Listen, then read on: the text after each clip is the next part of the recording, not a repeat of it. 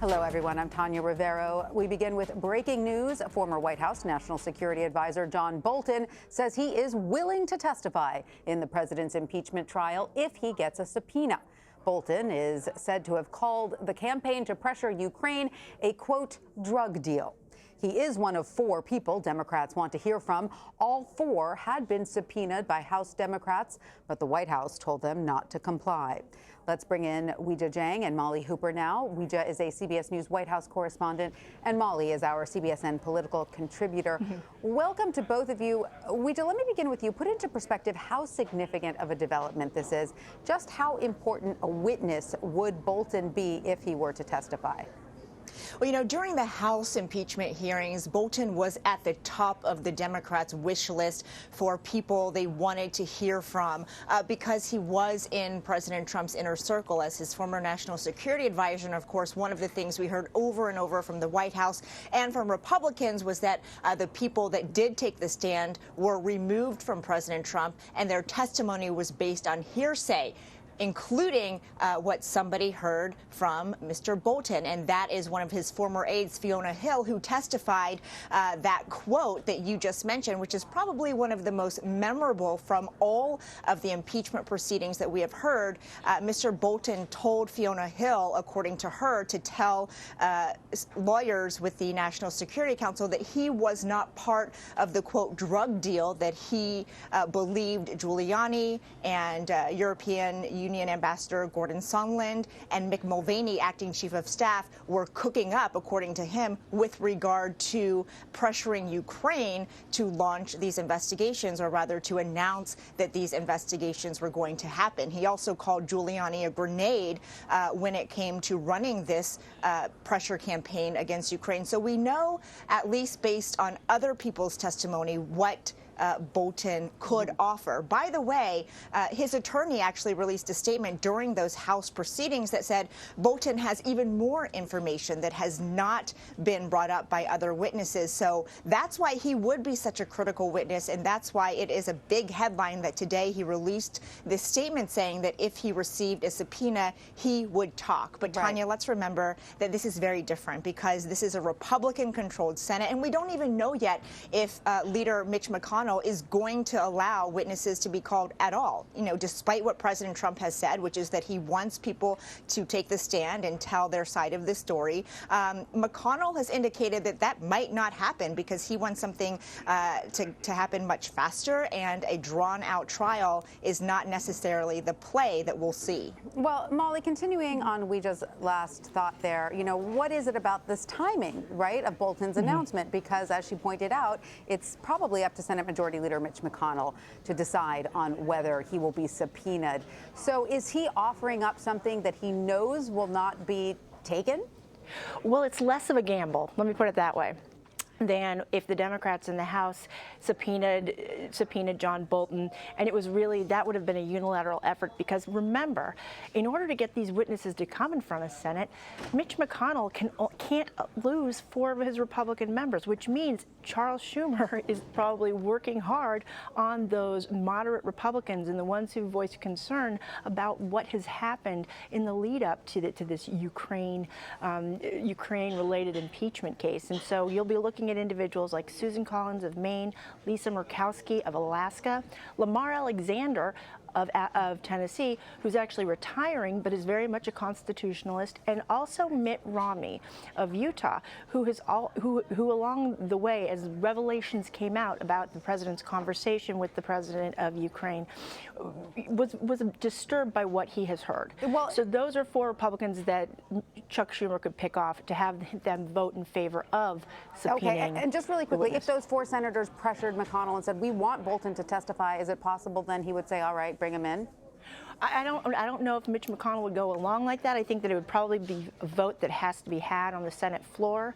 But again, it would be more bipartisan in nature, and which is why you'll see somebody like John Bolton coming out and saying, hey, listen, if you subpoena me, I'll come up. All right. We have to turn now to Iran. Big news, of course, and bring in national security correspondent David Martin at the Pentagon. David, the president and the Secretary of State have said that Iranian General Qasem Soleimani had to be taken out because he posed an immediate threat. But CBS News has learned that some military commanders were not in favor of the strike. What was their concern? Well, remember what the mission of the U.S. military is in the Middle East. One, it's to prevent war with Iran, and two, it's to continue the campaign against ISIS. And there was concern among military commanders that killing a high-level Iranian like Soleimani would, one, make war with Iran more likely, and two, would interfere with the campaign against ISIS. And in fact, it has interfered with the campaign against ISIS, because the U.S. military has announced it will suspend its operations against ISIS while it hunkers down in this period after the killing of Soleimani in anticipation of possible attacks by Iranian-backed militias in Iraq. As long ago as a week ago Sunday, when the U.S.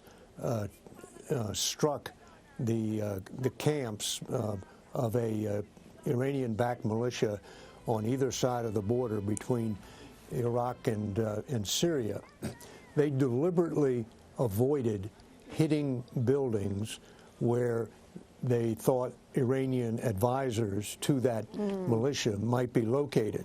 So they were concerned about the blowback from killing low-level Iranians, never mind such a high-level national figure as Soleimani. So, it's not that they didn't think he deserved killing. Right. It's just that they some of them, and I really got to stress that word "some," because the president's principal military advisor is the chairman of the Joint Chiefs, General Mark Milley, and we talked to him. Members of the Pentagon Press Corps talked to him on Friday, and he gave every indication that he was 100% for the strike. Right. So, got to keep that in perspective. Yeah. Yeah. All right. So, Molly, we believe that top congressional leaders will be briefed as early as tomorrow on the strike, but already Democrats are saying the strike was the wrong call. Here's House Intelligence Chairman Adam Schiff discussing it. Let's listen. I haven't seen intelligence that taking out Soleimani was going to either stop the plotting that's going on or decrease other risks in the United States. And in fact, we are already seeing. So is this briefing on the strike likely to change any congressional minds? And what are the questions lawmakers say they need answers?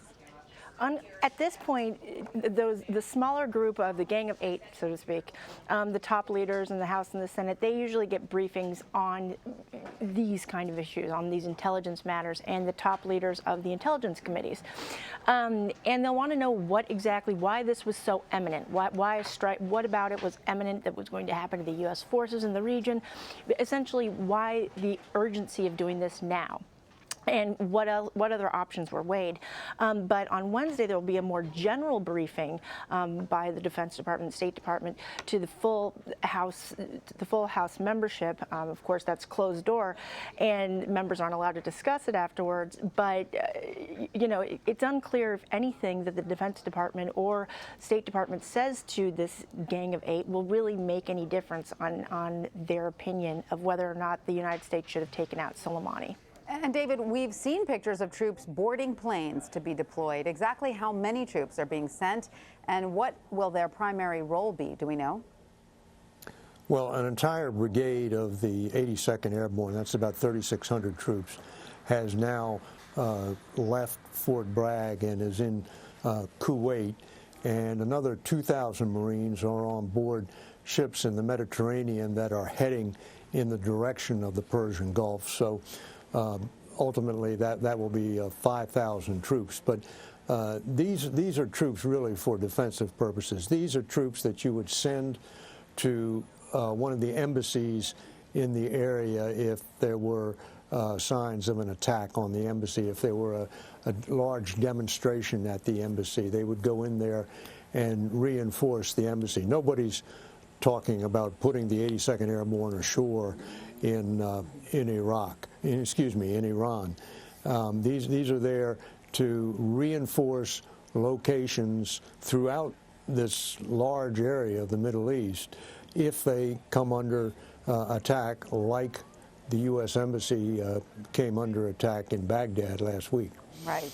So, you know, Molly, Speaker Pelosi will apparently push for a vote this week on a war power resolution to, quote, limit the president's military actions against Iran. I mean, we have seen executive power militarily continue to grow almost with each subsequent, administration. Is this something then that has bipartisan support, or will it be dead on arrival in the Senate? Well, I have a feeling it will be dead on arrival in the Senate, but that doesn't mean that it won't have bipartisan support in the House, because if you go back to last summer, when the House was debating the National Defense Authorization Bill, that's a big bill that authorizes which programs the Defense Department will engage in the year ahead. One of the amendments that actually passed was an amendment offered by Ro Khanna, who's a Democrat from California, with 27 Republicans voting in favor of it, that would limit U.S. involvement on any action towards Iran.